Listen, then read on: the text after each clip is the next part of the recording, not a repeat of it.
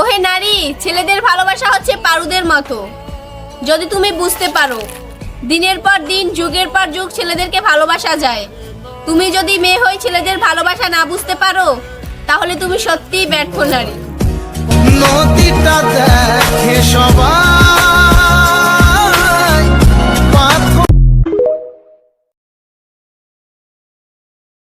ছেলেদেরকে বলছি, একটা মেয়েকে ভালোবাসো, বোঝাতে পারছো না, ছেড়ে দাও তাকে, কারণ সে কখনো বুঝবেও না। আমরা মেয়েরা এরকমই, আমাদের যারা সত্যিকারে ভালোবাসি, আমরা কখনো সেটা বুঝতেই চাই না।